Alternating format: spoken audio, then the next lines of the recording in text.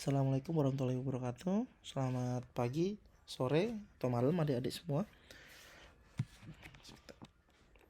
Perkenalkan, mari kita belajar bersama terkait dengan materi TKA yang sekarang sedang gencar-gencarnya ya, karena akan ada tes kompetensi akademik di tahun ajaran 2005-2026 ini.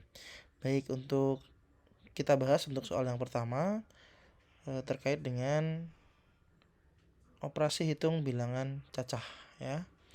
Baik, di sini ada soal hasil dari 280 kali 45 ditambah dengan 9660 dibagi 12. Nah, kerjakan dulu yang perkalian. Oke ya. Lanjut ke yang pembagian. Oke. Sekarang kita ke perkalian dulu. 280 dikali dengan 45. Ya, kita kalikan 45. Oke ya. Monggo adik-adik bagi yang belum bisa perkalian boleh dengan cara kalian masing-masing. Yang penting nanti hasilnya akan ketemu. Oke, kita kalikan dulu. 5 kali 8 40. Oke. Simpan 4 14 ya. 14. 8 kali 4 32. Simpan 3 11. Oke, kita tambahkan 0 6 2 1. Tambahkan 01 lagi karena tadi ada 280. Oke, ini ketemu 12.600. 12.600.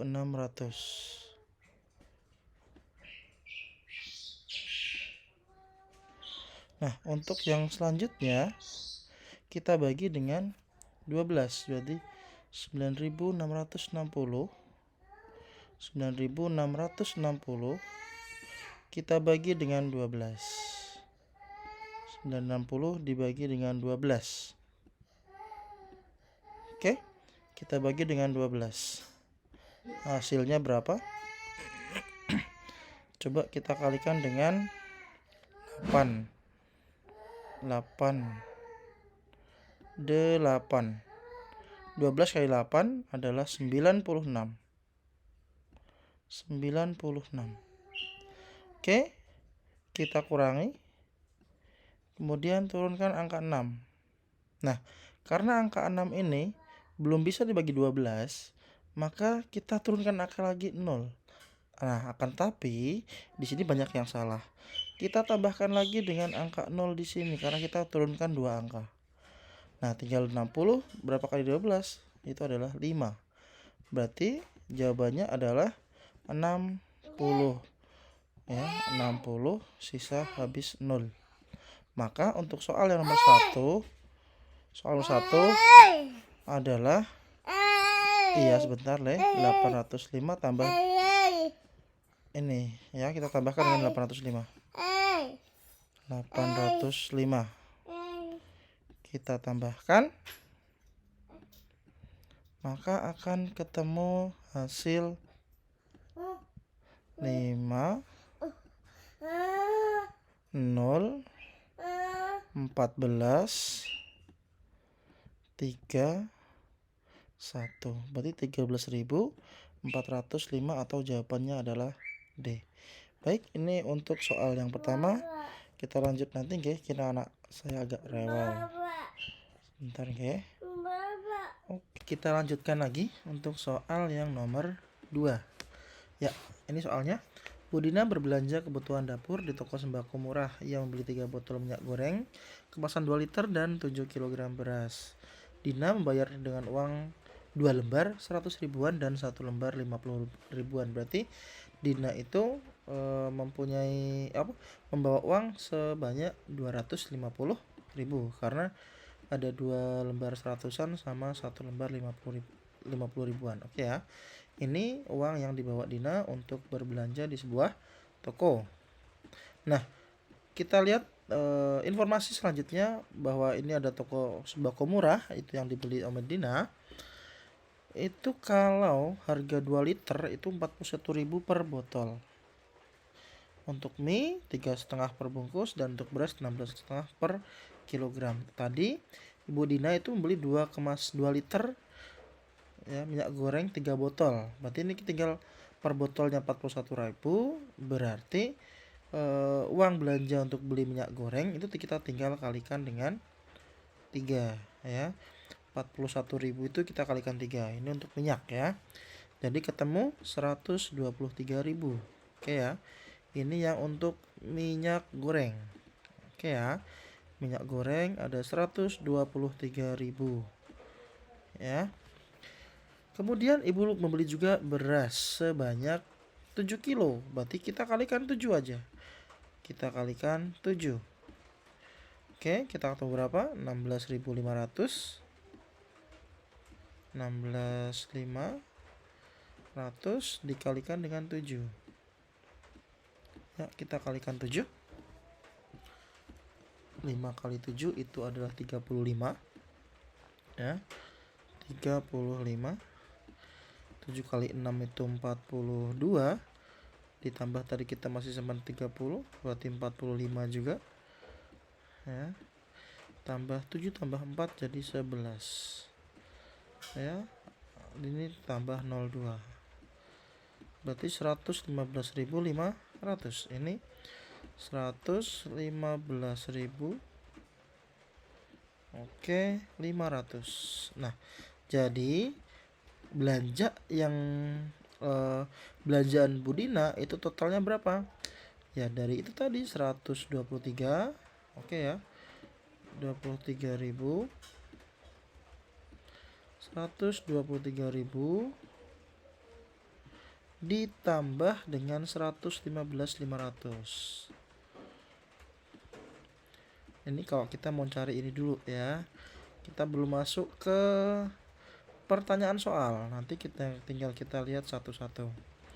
Oke, maka kita tambahkan saja 500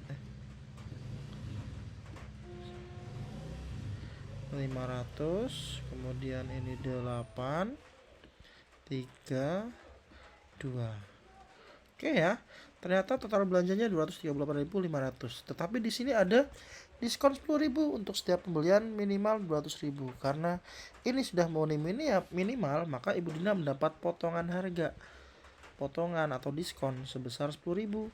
Maka Bu Dina logikanya berarti hanya cukup membayar berapa ini? Kita kurangi aja. 228.000 rupiah. Maaf, 228.500 rupiah. Penting ya. Jadi ini untuk Bu Dina. Nah, kita cek lagi sekarang ya. Coba yang pernyataan yang pertama, harga seluruh beras yang dibeli Bu Dina adalah 115.500. Oke. Tadi kita sudah hitung bahwa 16.500 dikali 7 ketemu 115.500. Berarti ini opsinya jawabannya benar. Kemudian harga yang harus dibayar Bu Dina 238.500. Ya. Di sini bukan yang harus dibayar ya. Kenapa? Karena yang harus dibayar itu dia dapat potongan 10.000. Jadi yang harus dibayar itu adalah 228.500. Ini berarti salah ya. Kemudian uang kembaliannya berapa? Ya tinggal 250.000 kita kurangi dengan 228.500 karena yang harus dibayar itu adalah 228.500. Oke. Kita hitung ketemunya berapa? 228.500 ya. Ini soal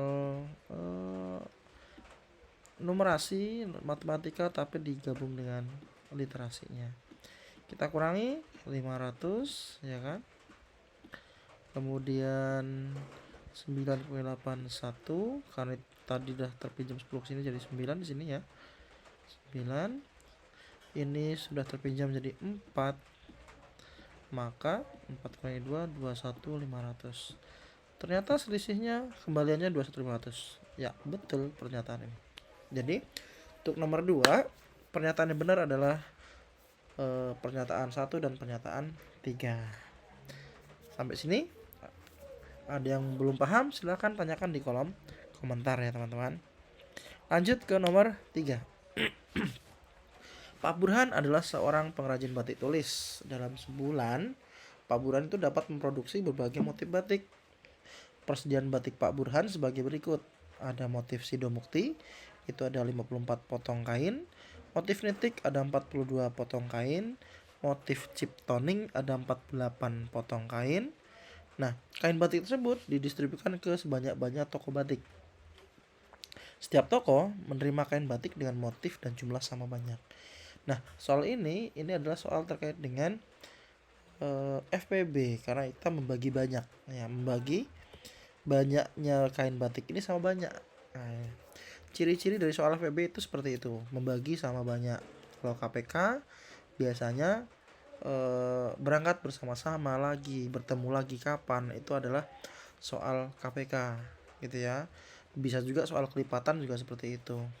Nah, di sini kita mencari ya FPB dari ini 54 potong kain, 42 dan 48. Mari kita cari dengan pohon faktor. 54 kita cari dulu berapa faktorisasi primanya. Kita bagi dengan 2, ketemunya adalah 27 ya, 27. Oke. Kita bagi 3. Kenapa nggak bagi 2, Pak? Ya karena bagi 2 itu kan bilangan prima nggak bisa. Jadi bilangan prima selanjutnya adalah 3. 9. Kemudian bagi lagi dengan 3, ketemunya adalah 3.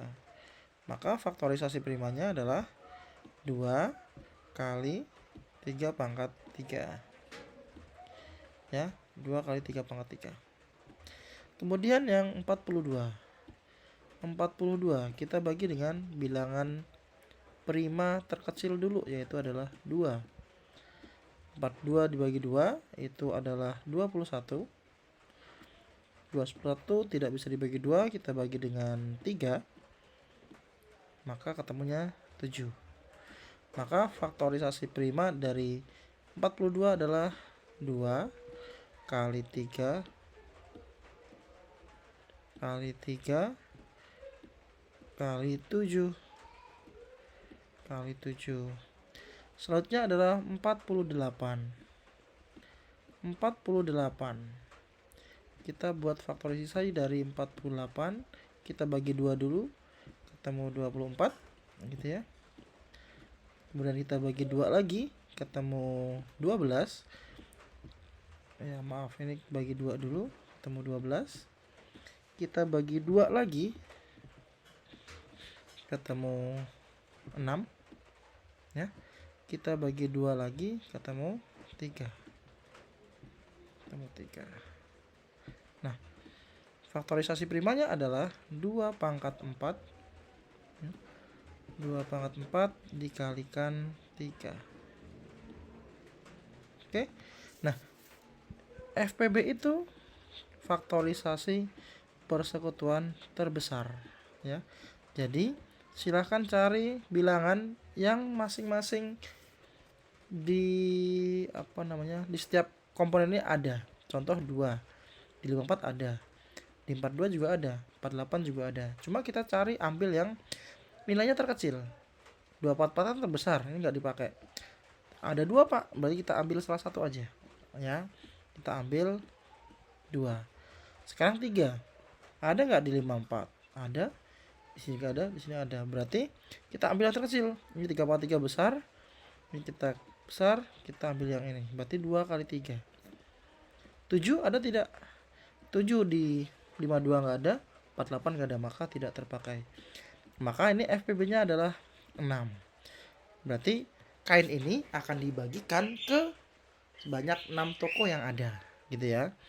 Jadi toko batik itu menerima 6 toko batik, ya betul ya. Ini jadi ada 6 toko yang akan dibagikan kain batik Pak Burhan tadi ya. Ini FPB-nya 6.